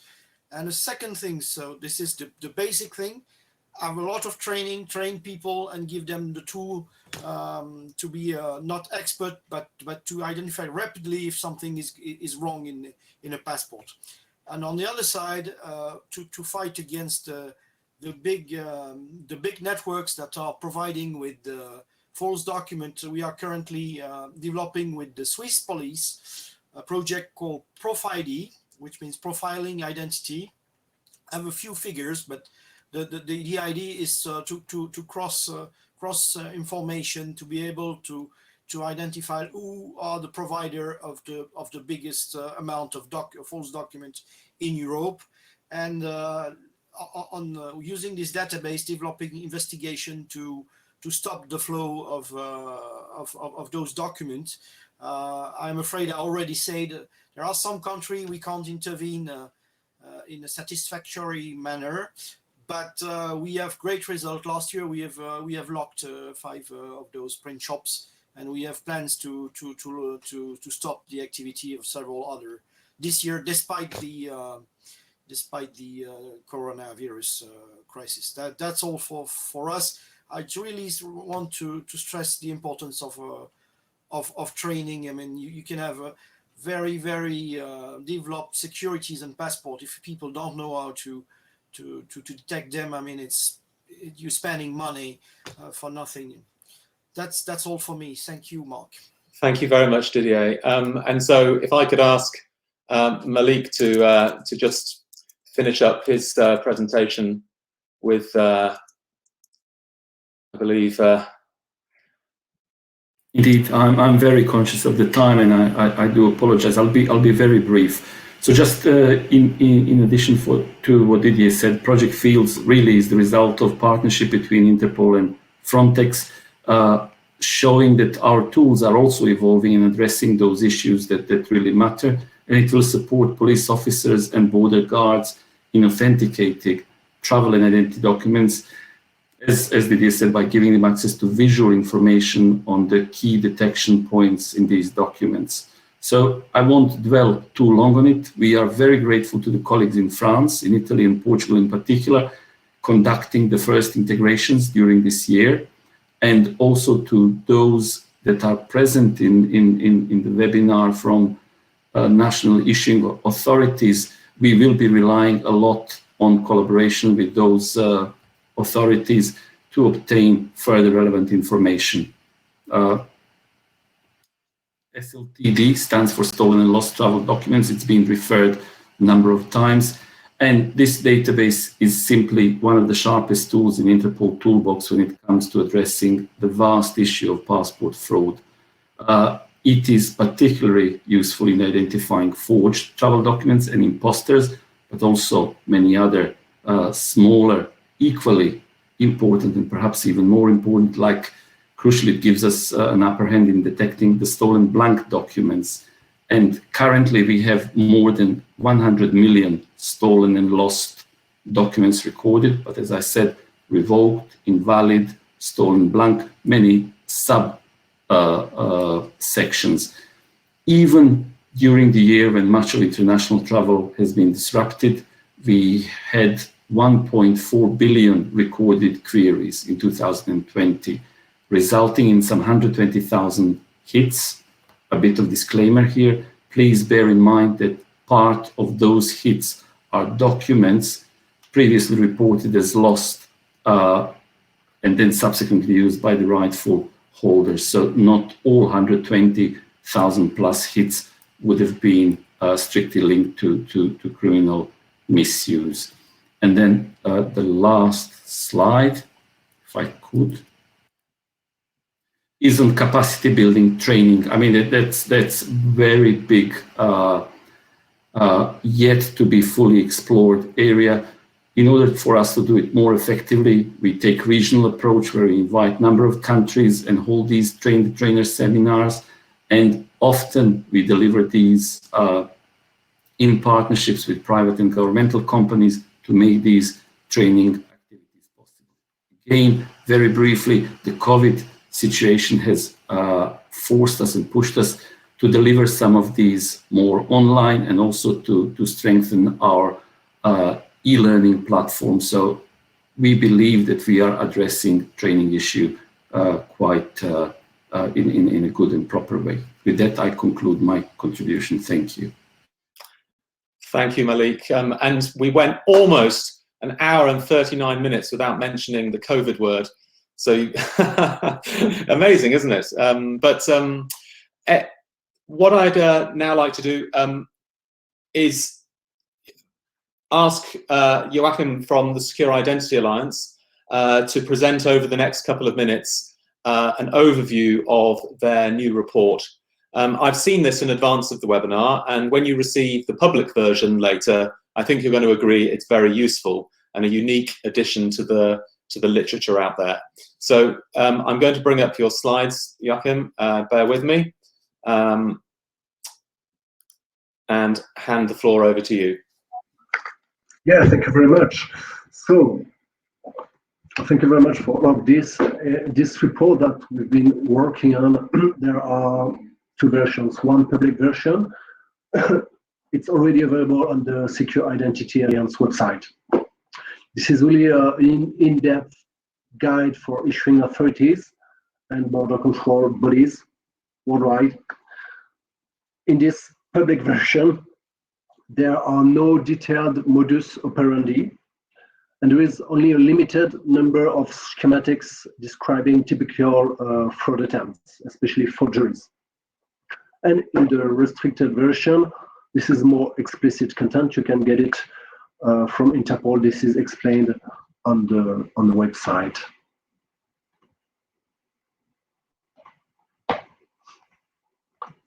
In this report, we explored various classes of fraud, and we put an emphasis on document fraud. So you'll find basic info on how passports are made, as a refresh.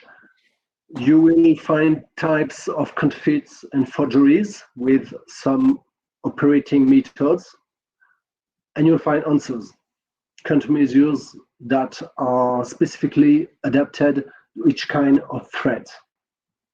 I can remind that Pierre Rozag from ANTS usually talks about fraud attempts as threats, and actually this is it. So some security features we mentioned are well known and still effective because we keep on investing in it and innovating, and some technologies are totally new for many of us and counterfeiters.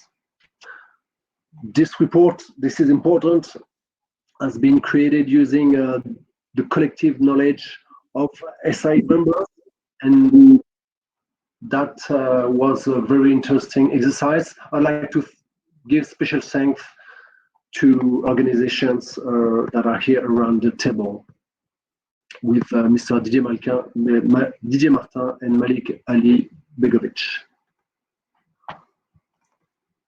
In this report, you will find some numbers. It's always difficult to get some interesting statistics, but Frontex, in its risk analysis report, publishes some interesting ones, and we also gathered all other statistics coming not from border control, but from solutions used by administrations, companies that actually also control documents, and including passports.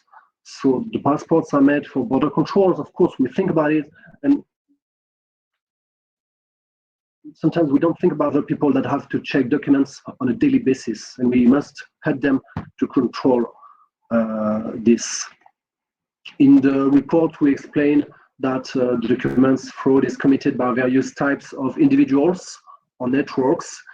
We try to find a balanced way to explain it, from unprofessional to very highly sophisticated networks who can produce things. I mean, it's organized in a similar way that the business, I would say, of banknotes counterfeiting. Exploring the classes of frauds, we have designed some icons to explain that some attempts focus on the booklet, some attempts focus on the data page, can be PC or paper, and some attempts focus on the chip itself, wherever it has been positioned by the issuing authorities. And we give examples of what has been observed in the field. So on the right, you can see one of the schematics, the set of schematics that we've designed. We put some effort on it because we noticed that such representations were not so common in our field, but potentially very useful for all of us to understand what is at stake actually. In this report, actually you will find no image or photos of real cases of frauds. We thought that this is not the responsibility of organizations like SIA to share such sensitive contents. Anyway, fraud alerts are designed and distributed by some law enforcement bodies. This is their job, and they do that really great. And some of us already have access to this content, and it helped us to design these schematics. Again, at SIA, we aim at providing guidance based on what we have understood from our contacts with field officers.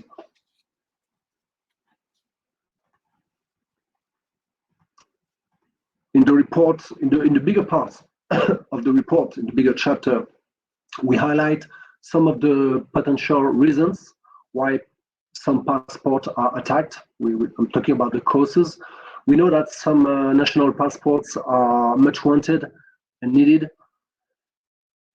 So if there are too many weaknesses, we know it's a big problem. And I personally believe that for some passports, it is enough to use only some basic security features, well deployed, well designed, and focus really on the issuing process, because this is where the main threats exist, and not the document itself. Let's not put too much security on the document. This is what I believe. I mean, it depends from one document to another. The risks are not the same. In the last chapters of the reports, we highlight some field factors that we typically have to take into account when designing passports, thinking about who will have to control it. So we sort it in two parts. First, factors that can boost fraud. For example, the fact that some security components may become available. This is a reality. And in the second part, we talk about the factors that may make ID verification more difficult or easier for people who have to deal with it. And typically, we talk about the fact that if there are too many features, even trained officers would not know what to look at. And at the end, we set some general recommendations to design secure passports. There are some best practices evolving, used in our industry, and we share quite a lot in this report. For example, we talk about how security features should be distributed in the passport booklet, and of course the focus should be made on the data page. And so one of us, we talked about the cost, and it's true, and there are ways to save some good money when selecting features in things that we mentioned in the report. Last, very quickly, our ESSEC and ESAM tools. Those are tools that have been designed a couple of years ago by SIA in order to help issuing authorities, for example, improving their issuing scans, evaluating them, and also improving their document, their secure documents with some things like kind of checklist. We had launched this a couple of years ago, and we are thinking now of refining it to make it more user-friendly in particular. So anyone interested in discussing how we could improve these tools is welcome. You can contact me, you can contact any SIA member. We will be happy to interview you. And the last, to finish, what's next? At least what's next? I'm talking about the projects in the pipe of our document security group. The same report will be available in French and Spanish. and Arabic. We want to do it. We're going to do it because those are the 4 languages of Interpol. So it makes sense because the report, again, restricted version is distributed only through Interpol. I would like to thank them for this collaboration. We are preparing a pretty good report and guide on optical machine authentication because this is not the future, this is today.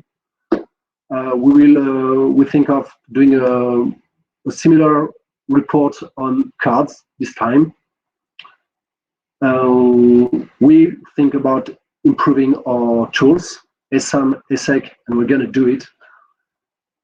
And lastly, I would say that we aim at building a bigger document security user group and community of practice. This is for next year, but starting now. And I'm talking to all the experts in the document industry.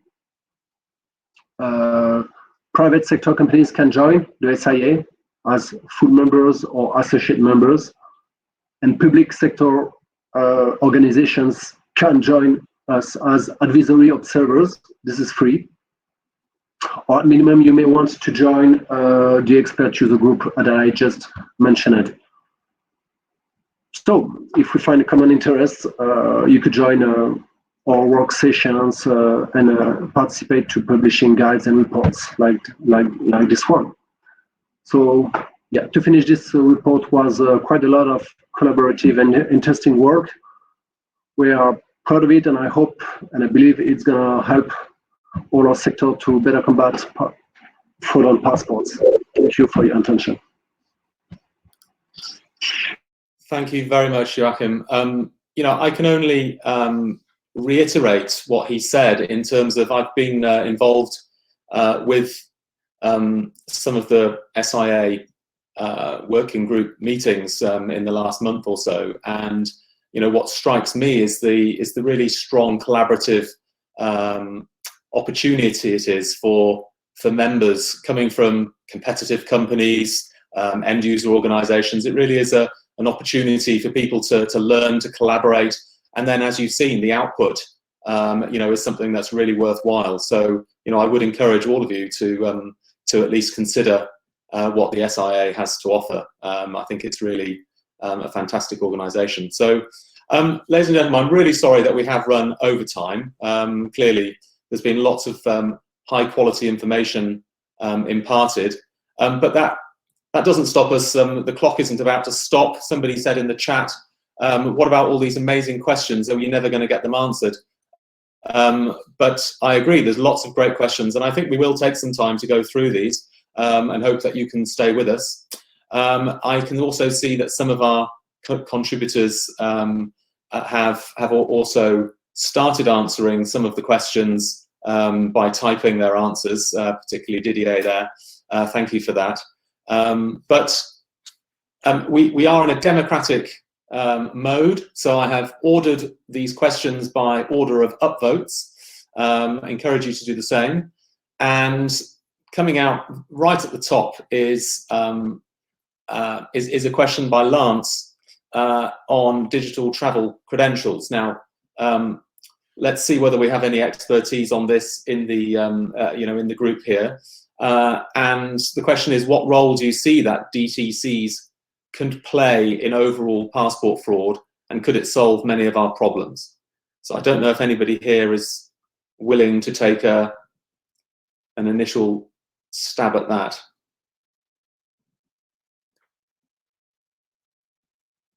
Right. So I guess this is the topic of the, oh, Pierre's going to do it. I was going to say, it could be the topic of the next webinar, then we'll get all the experts in the room on DTC. But I'm afraid I'm not the expert, but what I understood, I offered just, firstly, there is no one way to answer the frauds, but secondly, what I understood of the DTC type 1 and 2 at least, is that they are recommended by the terms of the policy document that describe them.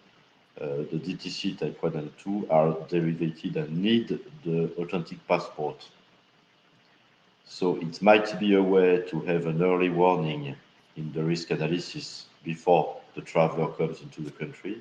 It is a way to focus on other travelers, it should have a very shorter period of validity than the passport, and normally it is derived from the EMRKD or the passport and not the contrary. So it might help when there is nothing else for somebody who would have lost everything. It's one element among others of proof of to be claimed identity. But if I correctly understand the question, I offer my understanding that the answer is no. It is not going to help by itself to fight the passport fraud. But frankly, if anybody through the chat or around the table has a better answer, I think we are all ready to hear it. What I would say was, for those of you who are interested in the digital travel credential, we actually did a webinar a couple of weeks ago, again with the Secure Identity Alliance, and there we covered digital travel credential in a lot of detail. It was when you go onto the SIA website, you'll find it on, if you look under the news section, you'll find the Borders webinar that we just recently did. Yeah. Then Mark, why didn't you answer the question yourself? I'm not a technical expert, I'm so sorry.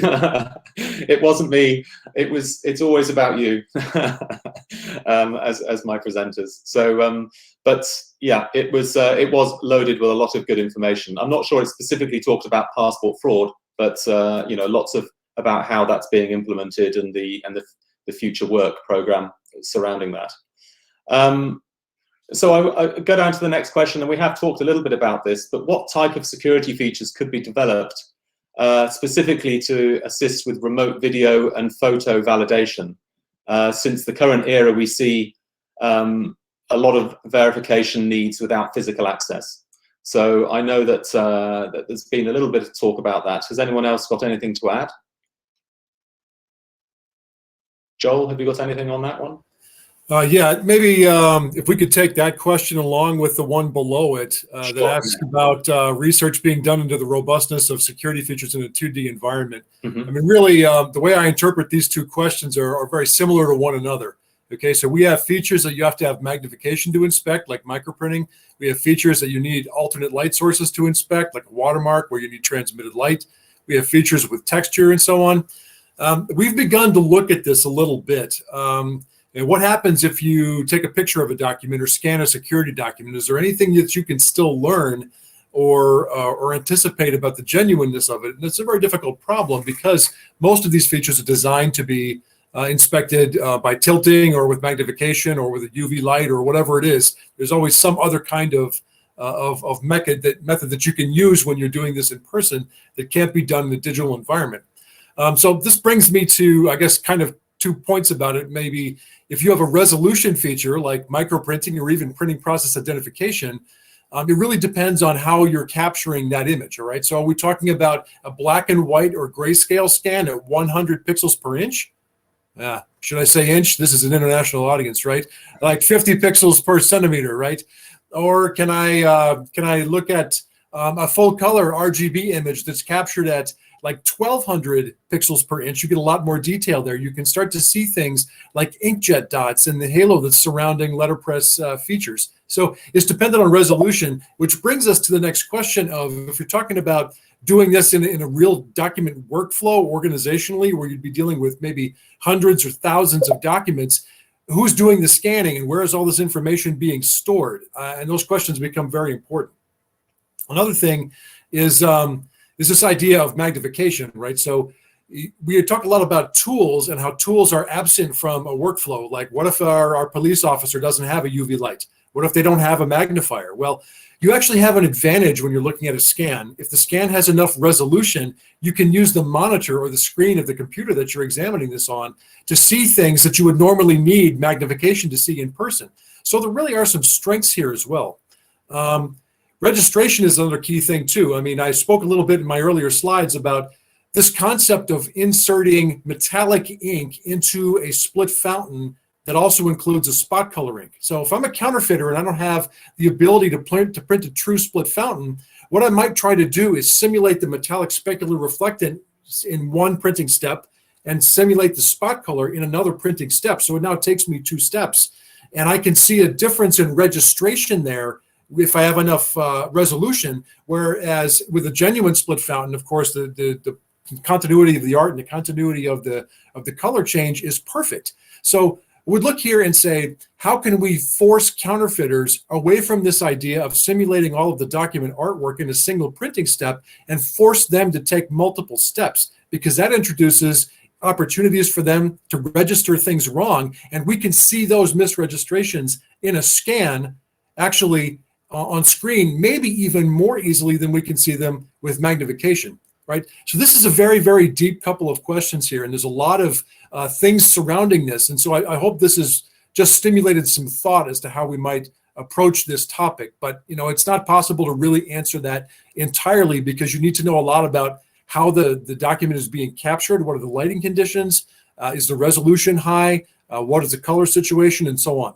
So I guess I'll stop there before I run far over. I'll take the rest of the page. It seems to me, Joel, that almost every question could be the basis of a whole webinar Yes. for the future. Yes. So, you know, that's great for the ideas. But thank you for a really good comprehensive answer. I'm not going to go through absolutely every single question here. There was some. The next one was about barcodes and visible digital seals. Does anybody have anything that they want to talk about that as a security feature? Is that something that people have looked at? I think that Sylvia could say something again about how this will be implemented in another kind of travel document, visa labels. I don't know, Sylvia, if you want to say a word again about that. Well, for the moment, we have it only for the visa, but well, we were thinking about perhaps at a future stage to put it on the emergency travel document, but we have not decided on that yet. But of course, we think this is a very good security feature when it's signed. Of course, it has to be signed, and that's what we mandated in our implementing decision. So we think it's a very good thing, and well, security feature, and it will come into operation next year in May with all the member states.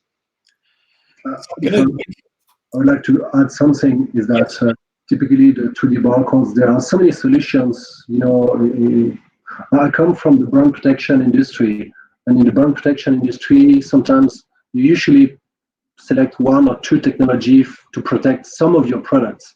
In this industry, of the passport industry, say, for example, you don't only select 1 features because it's not enough, say, you select many.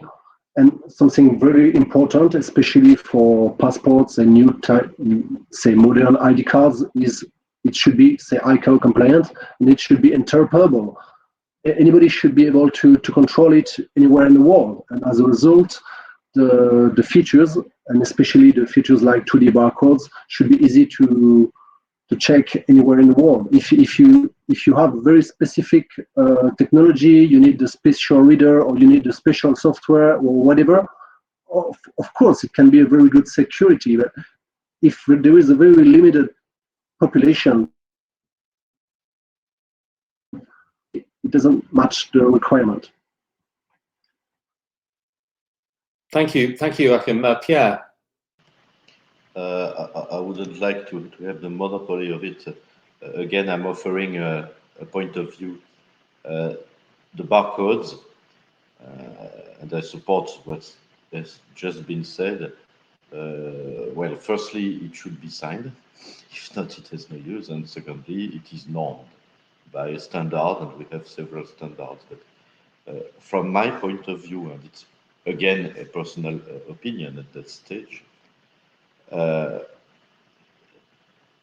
we should not be wronged by the barcode. That is, its main purpose is to gain a warranty over the origin and the integrity of some data. So if it encompasses, let's say, a name, a surname, a document number, a date of expiry. It can only allow somebody who uses a correct checking system that those data comes from the state or from the certification authority under which the certificate has been signed, and those data has not been altered. Maybe they have been coded and copied to another document, so you must decode it and compare it to what is written or what is on the chip or anything you want. And secondly, you must check it against a valid certificate trusted by a certified authority. I know all this, I think, is obvious for the technicians, but in terms of designing a document, we know that a lot of people willingly show and take a picture of their data barcodes and of their documents and the barcodes. They offer the data. We are not sure that everybody using a barcode really read it with an app that check the certification chain. And we are not sure all those people know that they should compare it with what is written or claimed or alleged. And we have some experiences, at least in France, but I know there have been something in neighborhood countries, where a barcode on a document has been considered as a proof of authenticity just because it was there without any check. So there is really a matter of training people, communicating over what the barcode brings and what it doesn't bring. Brilliant. Thank you very much, Pierre. So I'd like to move on now from the barcode question to, let's pick 2 or 3 more questions, and then I think we will wrap up. One question by Christian was, there are so many great security features out there, but most of the time procurement is done via a tender process, and finally the low cost and low secure solution, it says will be chosen, may be chosen, I think should probably say, bearing in mind different levels of security for different nations, it seems. So what can we say about that? I mean, I don't quite understand the question following that, but what can we say about that as an issue? Didier? Yeah, well, what you should understand, for example, in France, the ID card is free. The passport has a certain cost. We have to find a balance between the security feature and the cost of the product. You know, that's very simple. It doesn't mean we'll not take the good decision in terms of technical. I think Pierre Orzag, with our advice, took good decision about the ID cards. Of course, some companies are not happy because we haven't chosen their solution, but this has a cost, and we have to make a balanced decision on the security features. And again, even if we have a very secure document, if the chain of delivery is not safe, and if the breeder documents are not properly, and I really like in the chat that people were stressing out that the breeder document is a key issue. If the breeder document to obtain the passport are not safe, we are spending money on security just for nothing. Yes, thank you. Did anyone else have anything to say there? Joachim, is there a tie-in here to the ESEC tool that SIA is doing in terms of being able to design maybe a document that doesn't necessarily have this sort of Christmas tree light decoration effect with, chuck it as much in as you possibly can, but blend together those sort of very effective features, again, as to what Joel was saying earlier, to create a document that doesn't necessarily cost the earth, but nevertheless is robustly designed? I would say that the ESEC tool focuses on physical security, and physical security is one part of the cost of a given document. The cost, it's very difficult to assess in a general checklist we cannot really do that. If you take, for example, paper, security paper, if you want security paper for 10,000 passports, a diplomatic passport, for example, or if you want security paper for 4 million passports per year, like in France when there is no COVID, it's not the same quantity, it's not the same price. It's very difficult to evaluate the price. I just gave the example of the paper. In the report, we say that it can depend a lot on from one security to another, and even from one supplier to another. A given supplier will have the industrial tool to be very, very cost effective on this feature, but maybe not on this feature. And the other one is going to be the contrary. So it's very difficult to evaluate, but still there are some basic recommendations. You can rely on what ICAO say. You can rely on what are the best practice in the industry, and there are some good tips to avoid spending too much money.